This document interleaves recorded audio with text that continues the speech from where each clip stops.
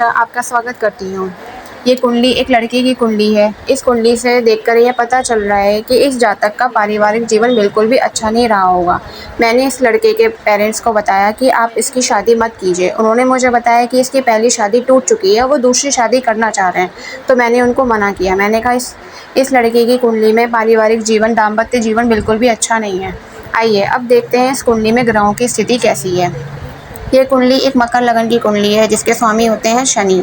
Shani 1 number राशि में नीच के होके बैठ गए हैं चौथे घर में। लगन कमज़ोर हो गया इसका।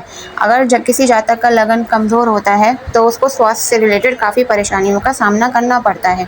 दूसरे भाव के स्वामी वो भी शनि हैं जो 1 नंबर राशि में नीच के होके बैठे हैं। दूसरा भाव होता है कुटुंब, परिवार का और वाणी का। इस जातक को अपने परिवार से भी ज़्यादा अच्छा सपोर्ट नहीं मिलता होगा और इस जातक की वाणी भी कठोर होगी। तीसरे घर के स्वामी हैं, तीसरा घर होता है मेहनत का, हार्ड वर्क का, जिसके स्वामी हैं, जिसमें 12 नंबर की राशि है, जिसके स्वामी हैं गुरु, जो 10वें घर में अपने शत्रु राशि में बैठे हुए हैं। और इस घर में बुध बैठे हुए हैं जो नीच के हो गए हैं। चौथे घर में शनि बैठे हुए हैं नीच के। तो इस जातक को प्रॉपर्टी से रिलेटेड भी कोई सुख नहीं मिल रहा होगा।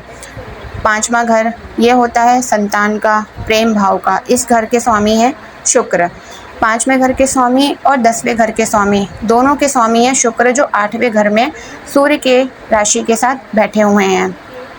शुक्र अष्टम घर में बैठ गए हैं, जिससे इस जातक का शुक्र भी कमज़ोर हो गया है। अगर किसी जातक का शुक्र कमज़ोर हो जाता है या किसी पाप भाव से पीड़ित होता है या अस्त होता है तो उस जातक का भी पारिवारिक जीवन अच्छा नहीं होता। छठे घर के स्वामी हैं बुध। इस घर के स्वामी, छठे घर के स्वामी और 9वें घर के स्वामी, दोनों के स्वामी हैं बुध, जो तीसरे घर में नीच के होके बैठे हुए हैं। इसलिए इस जातक का भाग्य भी इसका साथ नहीं देता होगा, क्योंकि भाग्य का स्वामी बुध नीच का हो गया है। सप्तम घर का स्वामी है चंद्रमा और इसमें मंगल कर्क राशि में बैठे हुए हैं जो नीच के हो गए हैं।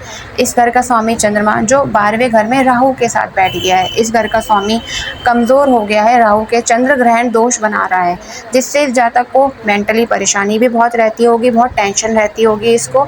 और राहु के साथ बैठ के चंद्र ग्रहण दोष लग गया है इस घर के स्वामी, जिससे साफ पता चल रहा है कि इसमें डिवोर्स का योग बना हुआ है, क्योंकि इसके स्वामी चंद्रमा खराब हो गए हैं, किसी पापी ग्रह से पीड़ित हो गए हैं। इसीलिए मैंने उनको मना किया कि आप इनकी दूसरी शादी मत कीजिए। अष्टम घर का स्वामी है सूर्य। सूर्य नीच राशि, सूर्य बुध के साथ बैठे हुए हैं जो ऑलरेडी नीच के हैं, इसलिए ये घर भी अच्छा नहीं है। फिर आता है 9वां घर, जिसके स्वामी हैं बुध, जो ऑलरेडी नीच के होकर बैठे हैं। इस जातक का भाग्य भी साथ नहीं देता है। 10वें घर का स्वामी है शुक्र, जो अष्टम घर में बैठा हुआ है। फिर 11 घर का स्वामी है मंगल और 1 नंबर राशि और 8 नंबर राशि, इसके स्वामी होते हैं मंगल, जो नीच राशि में सप्तम घर में बैठे हुए हैं।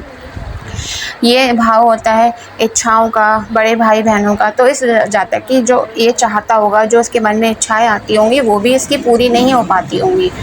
फिर आता है 12वां घर। 12वें घर के स्वामी होते हैं 12वें घर में 9वीं राशि है, जिसके स्वामी हैं गुरु, जो अपनी शत्रु राशि में 10वें घर में बैठे हुए हैं और इसमें चंद्रमा बैठा हुआ है चंद्र ग्रहण दोष लगा के। इसलिए इस कुंडली से देखकर यह पता चल रहा है कि इस कुंडली में ग्रहों की स्थिति बिल्कुल भी अच्छी नहीं है। इसमें सारे ग्रह या तो नीच राशि में बैठ गए हैं या फिर शत्रु की राशि में बैठे हुए हैं। इसलिए मैंने इनको मना किया कि आप इस जातक की दूसरी शादी मत कीजिए।